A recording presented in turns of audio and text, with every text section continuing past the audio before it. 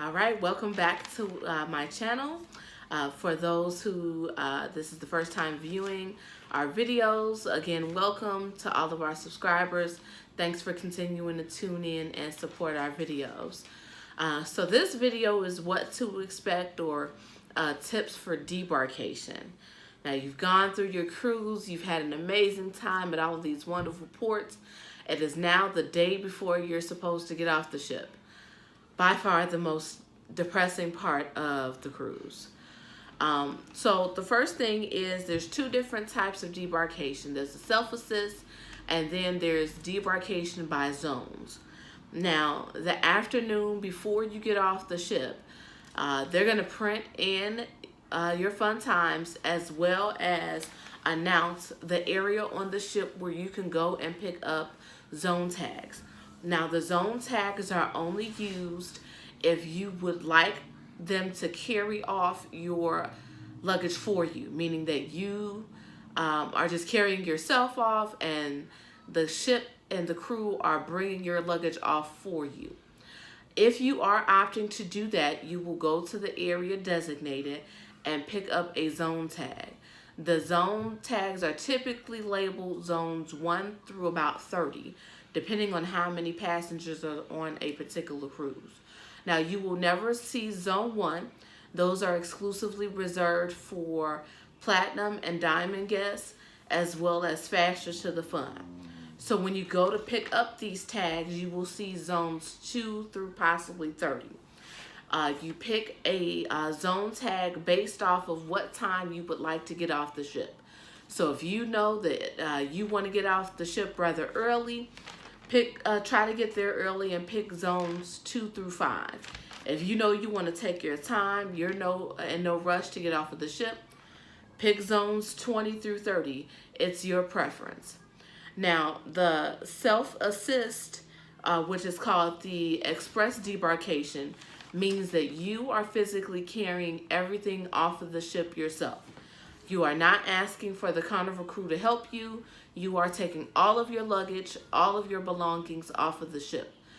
This is the quickest option to get off the ship if you are in a rush to get on the expressway or if you know that you have an early flight. Now, speaking about early flights, if you know you have one, you need to go to guest services so that you are registered and indicated in the system that you do have an early flight. They do have an early flight waiting area, typically in the lounges. That way you can get off of the ship as soon as Zone 1 with the Platinum and Diamond guests. You will get off shortly after them.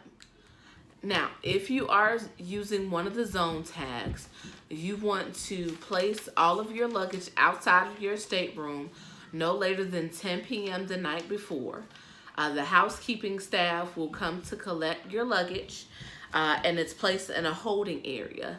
Now, upon arrival and clearance from customs, once you get to the debarkation port, the luggage is separated by zone numbers in the baggage claim area of the terminal.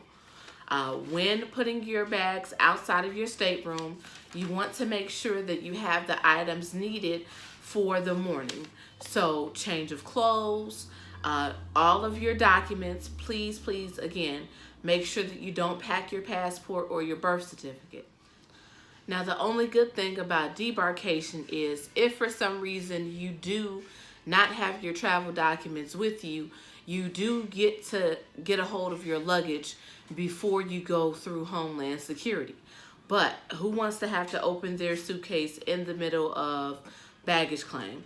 It's a headache, it's a hassle, it's a lot of things going on. So just to eliminate the stress, make sure that you have that with you as a part of your items that you do physically take off the ship yourself. Now, let's talk about liquor purchases. Now, if you're on a cruise that's 5 days or less, they will designate an area for you to come and pick up your liquor the morning of that you're getting off the ship. Now, let's rewind a little bit.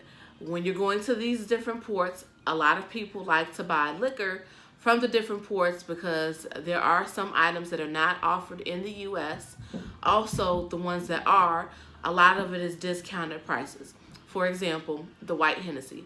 A lot of people come home with it, including us. But when you get on the ship, they do collect it from you so that you don't drink it on the ship. It's a business move, but also to make sure that you're not drinking in excess. And then you do get it back as you're getting off the ship. So those 5-day or less cruises, you're going to go to like a lounge or an area to pick that up. When you're dropping off your liquor, when you're getting back on the ship, they're going to give you a paper that'll indicate that you did give them liquor. And then you'll show that slip when you go to pick up your items, and then you'll be able to leave with your liquor off of the ship. Now, if you're on a 6 or more day sailing, your liquor will be delivered to you the night before to your stateroom. So that's one perk of being on a longer cruise. But I think part of that is the longer the cruise is, they probably figure the more liquor that you're going to purchase in all of the different ports. So we've experienced both. I will say it is more stressful to go pick it up because you're in long lines. They have all of the liquor spread out everywhere. They try to keep it separated as much as possible, but it's way easier to just come into your stateroom and it's delivered for you all ready to go. My next bit of advice is to take care of your sailing sign card and your bill the night before. I have seen the longest lines for guest services as well as those self-kiosks of people that are trying to take care of their bill the morning of debarkation. Please, please, please go to guest services. Make sure that you don't have an outstanding bill. Now, if you have a credit card on file, there really isn't much for you to do. They will just bill the final bill to your card. Now, if you do have a cash account and it is in the negative and you owe something, they will not let you off of the ship until you take care of that bill. It's also great, regardless of you paying cash or credit, just to keep track of all of your transactions to make sure that everything matches up. They do give you a printout that'll be under your door the morning of so that you can look and make sure that everything is accurate before getting off the ship. But again, please make sure that you take care of your account the night before so that you're not in those long lines the morning of debarkation. Now, everyone must be out of their stateroom by 8 a.m. the morning of debarkation. I think a lot of people don't realize that Carnival, well, all of the ships are basically a revolving door. Just as soon as you're getting off the ship, there are a group of passengers that are waiting to get on. So you lingering in your stateroom is not giving the room stewards enough time to prepare the ship as well as those staterooms for the next people that are getting on board.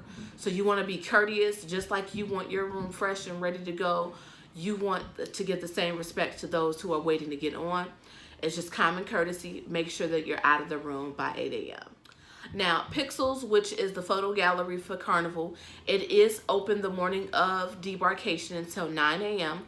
But just like with those sailing sign cards, I would recommend taking care of that the day before. There are lots of lines. There's lots of crowds everywhere. It's just one less thing that you have to worry about. Now, granted, there are discounts for purchasing your photos on certain days, but if you want to eliminate lines and stress, take care of everything the night before so that all you have to worry about doing is relaxing and enjoying your last breakfast on board. Which goes into my next point.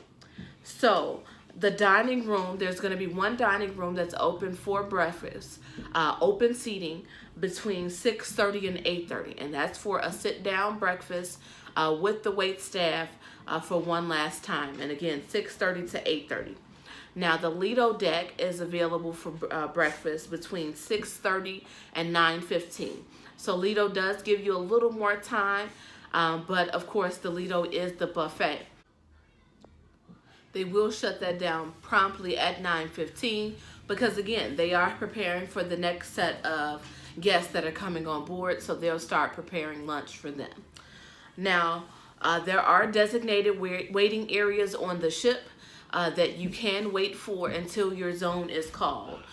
They ask that you do not wait in public areas such as the stairways as well as the hallways because it just causes more traffic. Again, in the Fun Times and on the Carnival Hub app, they will let you know what those areas are of where you can wait. The biggest and most common area to wait is on the Lido deck. Now, you'll listen over the PA system. The cruise director will announce once the ship is cleared through customs, and they can begin letting people off of the ship. Again, those self-assists, they will let those off first, as well as those Zone 1 passengers and those who do have the early flight. They will go first. And then in intervals, depending on how crowded it is, they will begin calling zones 2 through possibly 30 until everyone is off of the ship. When you're getting ready to get off of the ship, you want to make sure in hand you do have your sail and sign card. That is their way of putting in the computer system that you have officially gotten off the ship. And again, you want to make sure that you have those documents that you had during embarkation.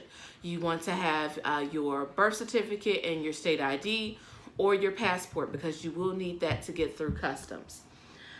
You want to make sure that once you get through the terminal and you get to the baggage claim area, that you do make sure that you have your luggage. All companies sell the same luggage. A lot of luggage looks alike. So you want to make sure you look at your tags, have some identifying personal tags, or those debarkation tags do have space on the back for you to write your name and information on it. That way you can identify it's your bag. Last thing you want to do is to grab someone else's bag and you go home with their items and someone goes home with yours.